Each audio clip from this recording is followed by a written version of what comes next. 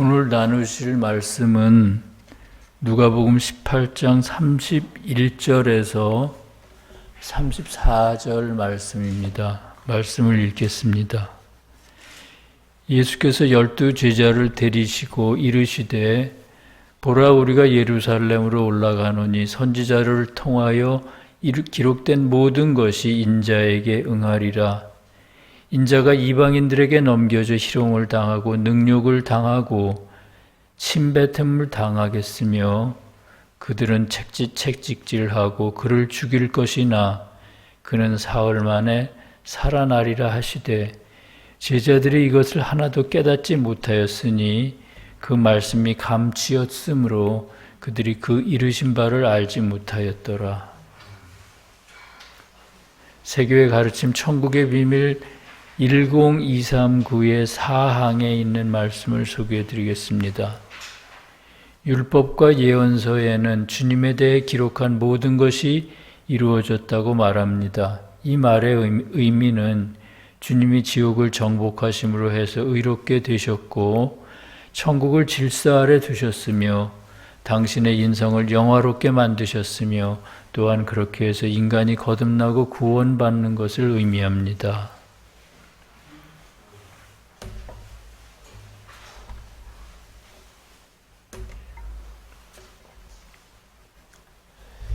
개인적으로 새 교회에 입문하면서 말할 수 없이 많은 것들을 얻었습니다. 무엇보다도 큰 소득은 성경의 내적 의미에 대해 알게 되었다는 것입니다. 그전에는 성경을 읽으면서도 큰 감동이 없었습니다. 하나님이 어떤 분인지 얼마나 인간을 사랑하시는지 잘 몰랐기 때문입니다. 다른 사람이라고 크게 다르지 않을 겁니다. 그래서 그런지 주변에 교회에 다니는 친구들을 보면 성경을 대하는 태도나 입장들이 제각기 다릅니다. 성경에 기록된 내용들이 실제 사실과 다르다면서 성경의 완벽함을 의심하는 사람이 있었습니다. 또 왜 우리가 이스라엘의 하나님인 여호와를 믿어야 하는가 하고 의문을 던지는 그런 친구들도 있었습니다. 그런가 하면 성경은 따지지도 묻지도 말고 그냥 믿어야 한다고 주장하는 사람들도 있습니다. 또 단순하게 성경 말씀대로 살려는 그런 분들도 계십니다.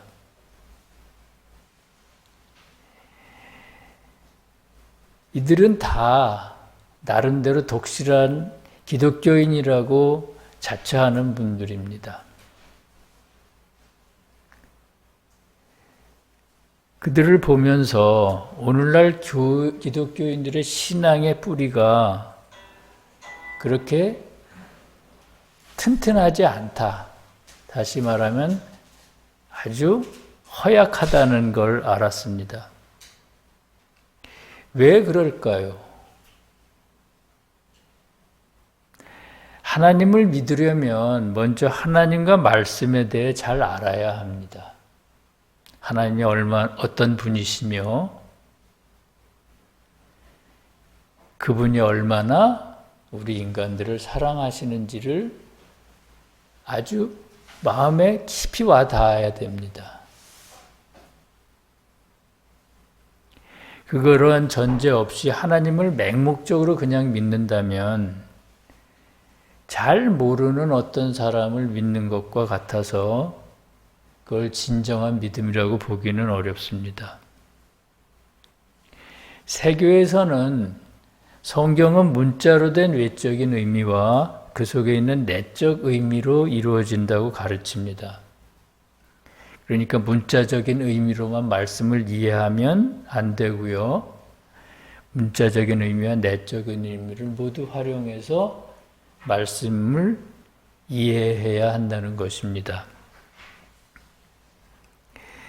그래야 우리는 주님에 대해서나 또는 말씀에 대해서, 구원에 대해서 오해가 생기지가 않습니다.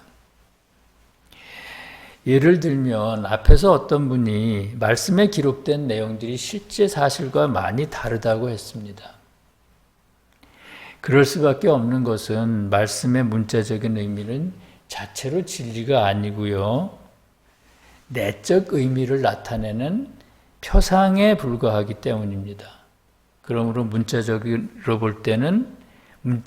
볼 때 성경은 여러모로 불완전해 보이지만 내적 의미로 보면 성경은 오류가 전혀 없는 완전한 말씀인 것입니다. 그래서 우리는 내적 의미를 알아야 합니다. 그렇다면 내적 의미를 통해 밝혀진 성경에 담긴 내용, 성경에 기록된 내용들은 어떤 것이 있을까요? 첫째는 인류가 생겨난 이래로 존재했던 교회들의 역사가 기록되어 있습니다. 내적 의미에 의하면 인류 역사상 가장 오래된 교회는 아담과 그 후손들로 표상되는 태고교회라고 말합니다. 그리고 태고교회가 무너진 다음에는 노아와 후손들로 표상되는 고대 교회가 있었다고 하고요. 그 후에는 야곱의 자손들로 표상되는 유대 교회가 있었습니다. 또 주님이 오신 다음에는 유대교회가 무너진 자리에 기독교회가 세워졌습니다. 그리고 그 다음에는 인류 역사상 마지막 교회인 새교회가 등장합니다.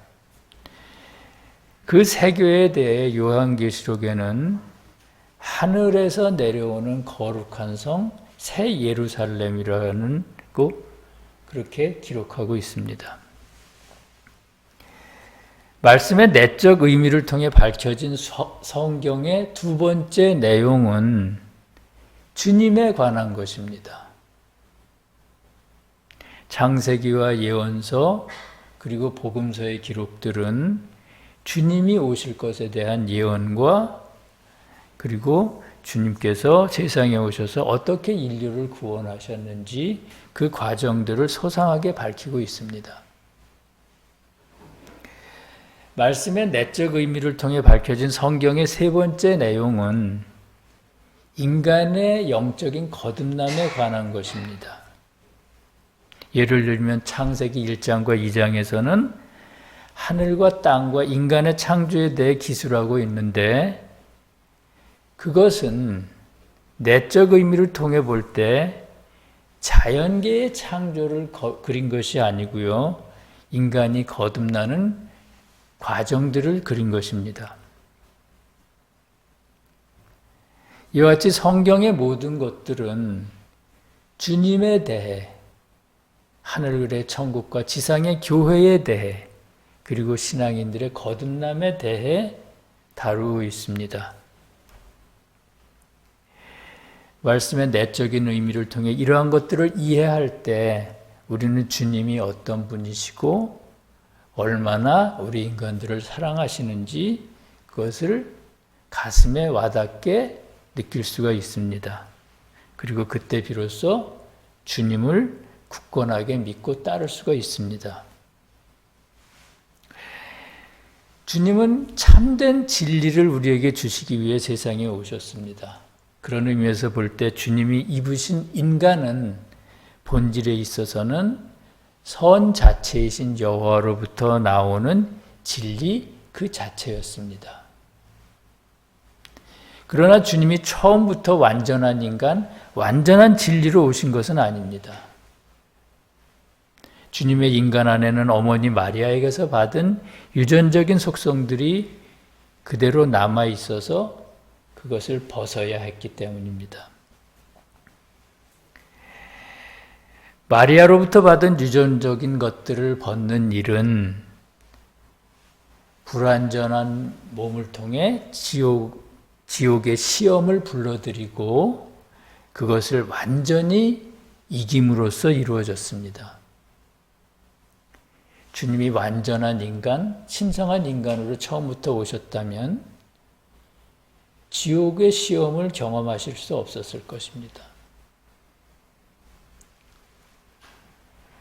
고생을 해보지 않은 사람에게 그까짓 고생이 뭐가 힘드냐, 고생을 이기는 게 무엇이 힘드냐라고 얘기한다면 그게 마음에 와 닿겠습니까? 주님은 불완전한 마리아로부터 받은 불완전한 몸을 통해서 지옥의 시험을 불러들이셨고 그것을 스스로의 힘으로 완벽하게 이기셨습니다. 그래서 주님은 인간이 거듭나는 모든 과정을 하나하나 직접 몸으로 체험하시고 이기셨습니다. 주님은 그 능력으로 우리 인간들을 거듭나게 하실 수가 있는 것입니다.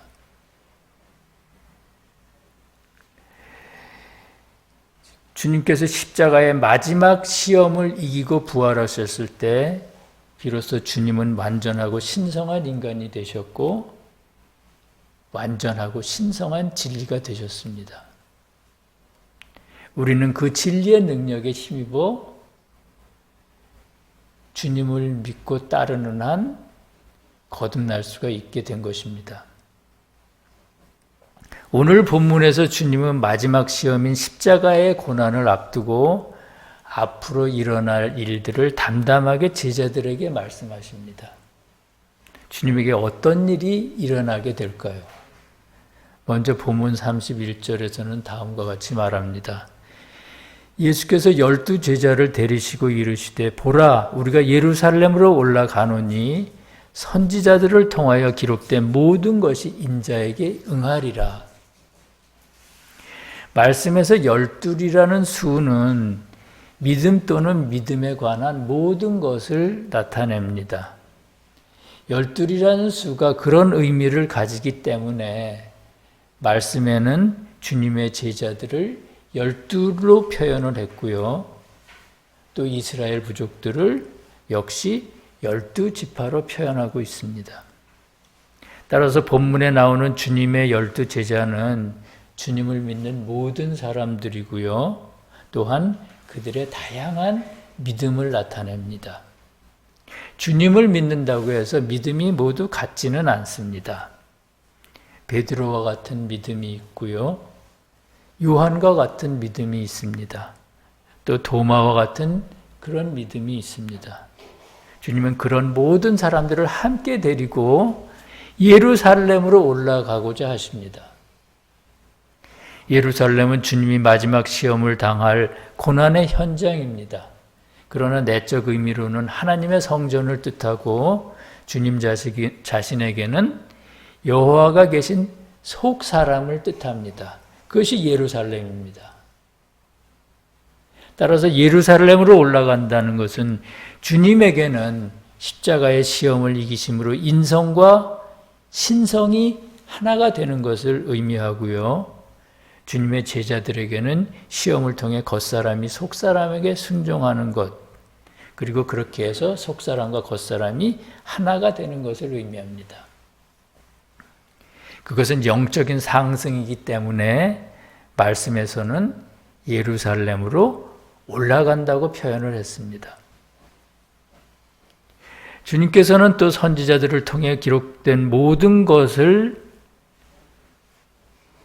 것이 인자에게 이루어질 것이라고 하셨습니다. 이 말씀과 관련해서 천국의 비밀 10239 1239의 사항은 이렇게 말합니다. 율법과 예언서에는 주님에 대해 기록한 모든 것이 이루어졌다고 말하는데 그 의미는 주님이 지옥을 정복하심으로 해서 의롭게 되셨고 천국을 질서 아래 두셨으며 당신의 인성을 영화롭게 만드셨으며 또한 그렇게 해서 인간이 거듭나고 구원받는 것을 의미한다. 이렇게 말합니다. 앞에서 말한 것처럼 구약의 선지자들이 말한 모든 말씀은 주님이 세상에 오실 것과 지옥을 정복하고 그 능력으로 인류를 구원하실 것을 말하고 있습니다. 그것이 선지자들을 통해 기록된 모든 것이 인자에게 이루어지는 것입니다. 그리고 그것을 위해 주님께서는 지금 예루살렘으로 가려고 하시는 것입니다. 예루살렘에서는 어떤 일이 기다리고 있을까요? 그것에 대해 32절과 33절에는 인자가 이방인들에게 넘겨져 희롱을 당하고 능력을 당하고 침뱉음을 당하겠으며 그들은 채찍질하고 그를 죽일 것이나 그는 3일 만에 살아나리라 이렇게 말합니다. 말씀에는 인간이신 주님에 대해 인자, 즉 사람의 아들이라고 부를 때가 있고요. 또 하나님의 아들이라고 부를 때가 있습니다. 어떤 경우에 사람의 아들이라고 부르고 어떤 경우에 하나님의 아들이라 부를까요?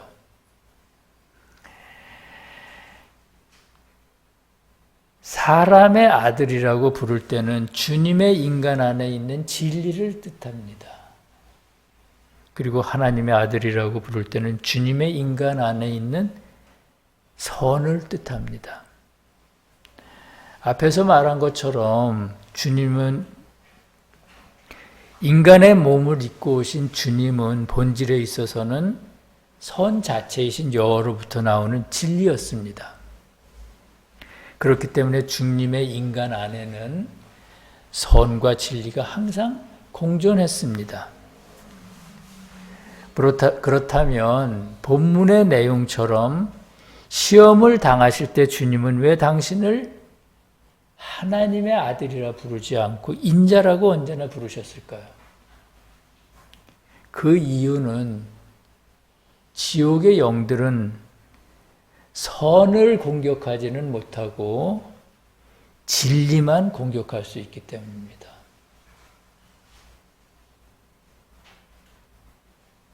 선이나 사랑은 지옥이 공격할 수 없다는 것입니다.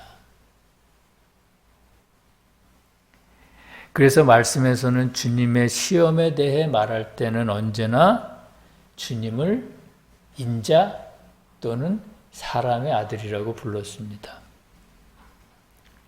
그러니까 주님은 하나님의 아들로서는 감히 지옥이 시험을 할 수 없는 그런 존재였지만 사람의 아들로서는 지옥의 시험을 감당하는 그런 분이셨다는 것입니다.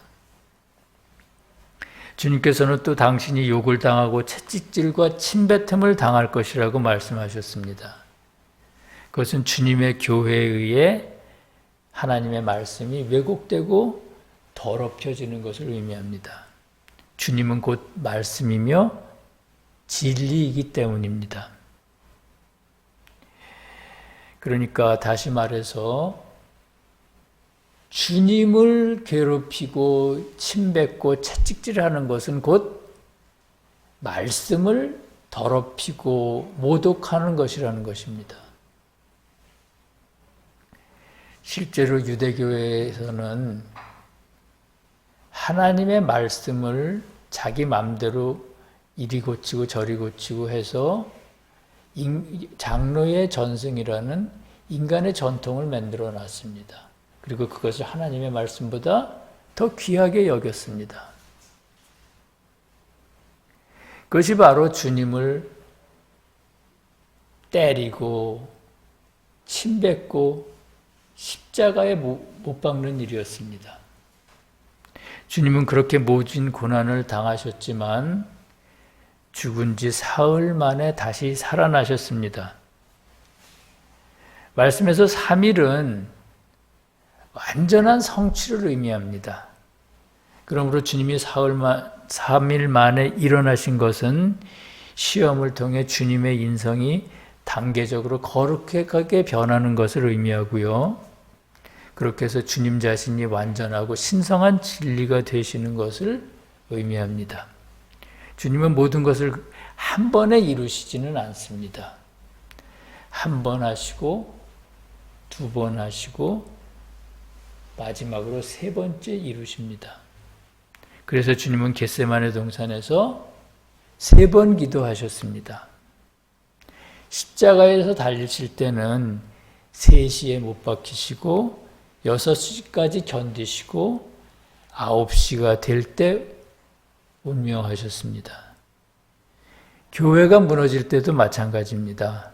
주님께서는 한 번 참으시고 2번 참으시고 마지막으로 교회 안에 믿음과 사랑이 완전히 사라질 때 그때 비로소 교회의 문을 닫으십니다. 교회가 타락하는 모습을 마가복음 12장에서는 포도원을 주인에게 새로 얻은 농부들이 주인의 종을 한 번 때리고 다시 보내면 2번 때리고 마지막에는 주인의 아들을 죽이는 것으로 그렇게 기록하고 있습니다. 또 마태복음 26장에서는 베드로가 닭이 울기 전 주님을 3번 부인하는 것으로 그렇게 표현을 합니다. 여기서 베드로는 기존의 교회의 신앙을 의미합니다. 주님이 당신의 고난에 대해 말씀하실 때 제자들은 그 말씀을 전혀 이해하지를 못했습니다.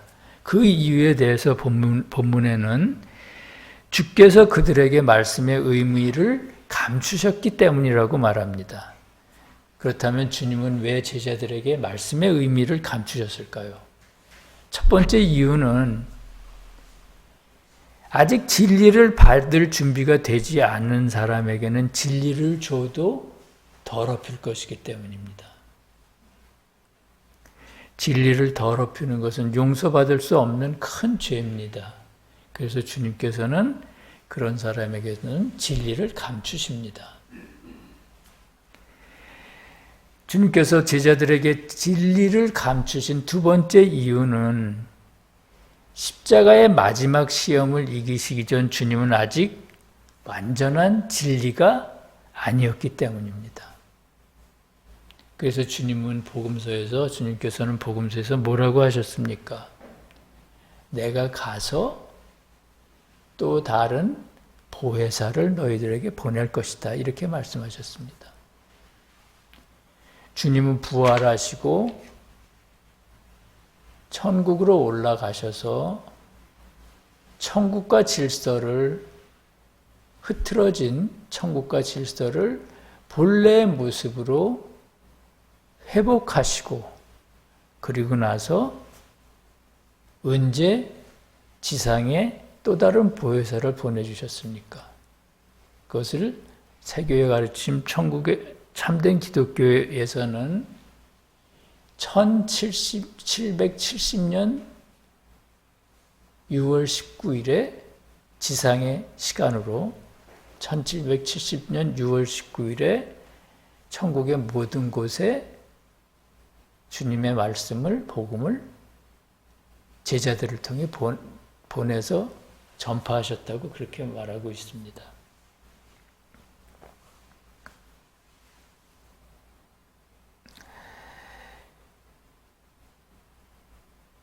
그러니까 그때 비로소 천국을 통해서 지상에 또 다른 보혜사라는 진정한 진리, 완전한 진리가 지상에 내려온 것이죠.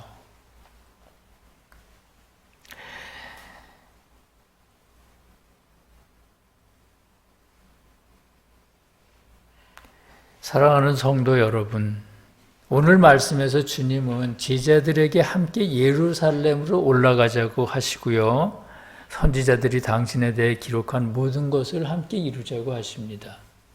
주님은 왜 예루살렘에 혼자 가시지 않고 제자들에게 함께 올라가자고 하셨을까요? 주님은 지금 이 순간도 우리와 함께 계시면서 한편으로는 고난을 당하고 계십니다. 한편으로는 우리들을 거룩하게 만드시기 때문입니다. 주님이 한 번 십자가의 고난을 받았으면 됐지 왜 또 고난을 당하시느냐고 생각하시는 분들이 계실 것입니다. 진리를 모르는 사람들은 주님을 욕되게 하거나 주님께 채찍질을 할 수 없습니다. 진리를 아는 우리들이 진리에 따라 살지 않을 때 주님은 우리 안에서 참된 진리이신 주님은 우리 안에서 고난을 받으십니다. 채찍질을 받으시고 무욕을 받으시는 것이죠.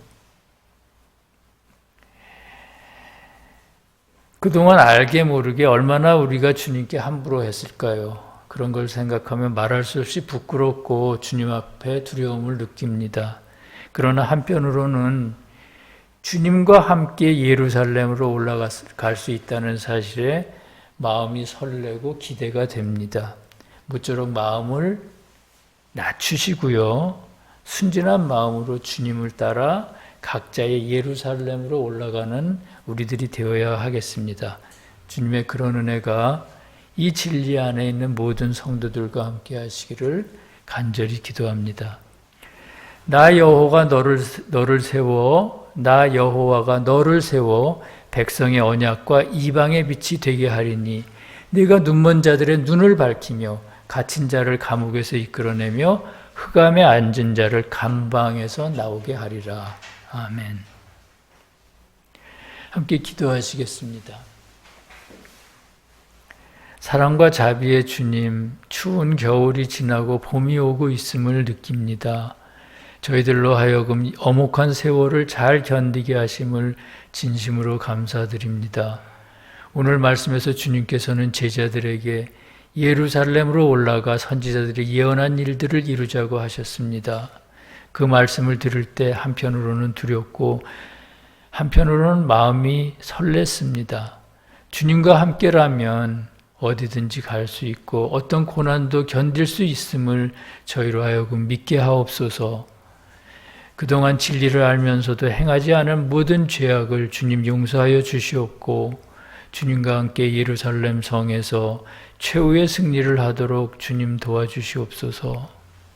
저희들의 마음이 자기도 모르게 높아질 때 주님 그 마음을 낮춰주시옵고 척박하기 이를 데 없는 저희들의 마음밭에 사랑과 인애를 심어주시옵소서. 그래서 이웃을 항상 배려하고 존중하게 하시고 이웃이 잘못할 때 너그럽게 감싸도록 지켜주시옵소서. 나라와 권세와 영광이 우리 주님께 영원히 있사옵나이다. 아멘.